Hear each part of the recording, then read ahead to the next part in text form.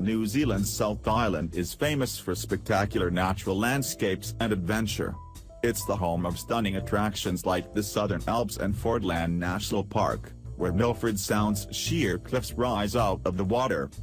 With so much scenery on offer, it's only natural that hiking is a popular South Island activity. And you don't have to be ultra fit or wander for days to experience its beauty. The South Island has a variety of walks, both shorter and long, for both day hikers and rugged adventurers. Read on for 10 top South Island hiking tracks. New Zealand's most famous walk, the Milford Track, is 53 kilometers worth of mountains, valleys, lakes and other incredible views. Starting at Lake Tainao, it takes you through the highest point of McKinnon Pass and all the way to Sutherland Falls, NZ's tallest waterfall, as you follow in the footsteps of early explorers. You can do this 4-day walk guided or independently, staying in huts along the way.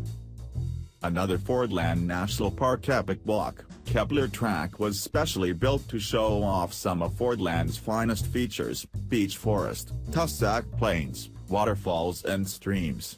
The track can be walked in either direction, although anti-clockwise is recommended, and those who don't want to commit to a multi-day mission can take a day walk. This rugged mountain rises 5,735 feet behind Queenstown, and although it's a sometimes steep and challenging climb, the views from the summit are magical. On a clear day, you're treated to 360-degree scenery of lakes and mountains. If you don't feel like walking the whole way, you can take a shortcut by gondola. Convenient. For those who are willing to go the distance, a trek through the pine forest awaits you. Linking Fiordland National Park to Mount Aspiring National Park, this track delivers superb scenery in the way of muddy cliffs, mountain ranges and cascading Routeburn Falls. It's also a flexible option.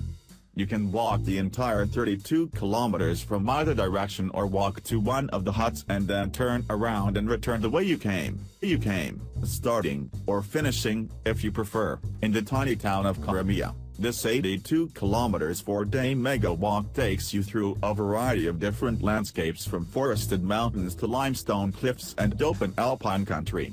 Shorter day walks are an option for those who don't want the full adventure. After a trek through grassland and alpine meadows, this Wanaka day-long return walk will offer you superb views of Lake Wanaka and Mount Aspiring.